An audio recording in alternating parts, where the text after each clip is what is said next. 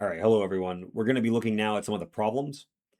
In this first problem, 4a, we're going to be trying to solve some equations that come from a group.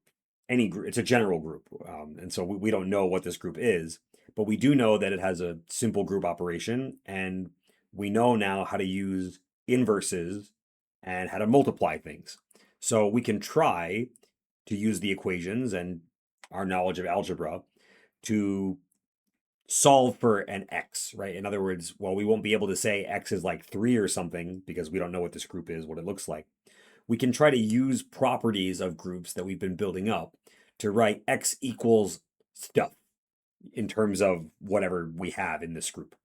So I figure for this one, we'll walk through Pinter's example together, and then I'll do one more, give you guys a feel for what's going on.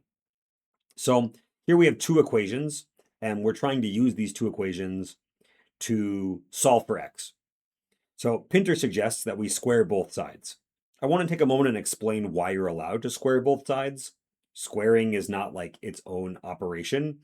It's that if x squared equals b, I can multiply both sides by b. On the right, that gets us b times b is b squared. But since b is equal to x squared, what we get after doing that has squared both sides. Now, we've made some progress, but I still am not I'm not able to write x equals something yet. X is not by itself. And so in order to make some progress further, I think what we'll do is multiply both sides of this equation by an x. It doesn't really matter where we put it. How about we put it on the left?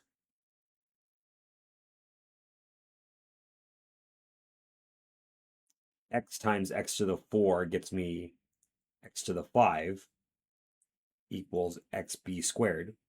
And here we see we have another equation, right? X to the 5 equals e. Now I've made some progress. I have xb squared equals e. To get x by itself, I just need to multiply by the inverse of b squared.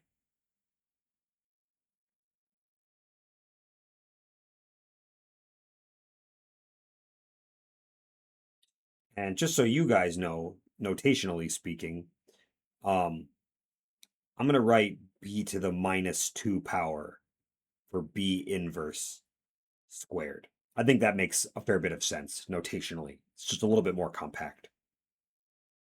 So then when I multiply this by e, of course, that's just itself. So this is x equals b to the minus 2 power. All right, a nice little warm up.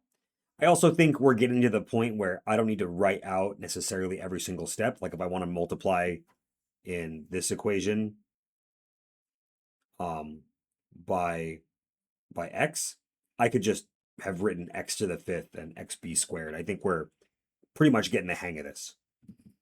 So let's look at one more example. This time, let's do, this is problem 3. So we have x squared a equals bxc inverse, and also acx equals xac. So when I see a problem like this, the way that I like to think about them is I know that if I'm ever going to have any hope of solving this problem, making any progress, maybe I'll call this example 2. If I have any hope of solving this problem, making any progress on this, I have to find a way to match the patterns on the things that are over on one equation in the other. Typically speaking, that's not usually a completely trivial task, but I can see, for example, that in this equation, I have xa, right? X squared a means xxa. Here's also an xa. So I'm quite close to being able to use this equation. I just need a c over here. And actually, I can see that because there's a c inverse over here, I can arrange that happen. I could multiply both sides of the first equation by c. And then I would get x squared ac equals bx, right? The c inverse and c cancel. Here, we've got some progress, but we're not really there yet because I have x's on the left and x's on the right. we've talked about how you can't really do anything with that. But let me combine this with this equation. This is x times xac, and now I want acx.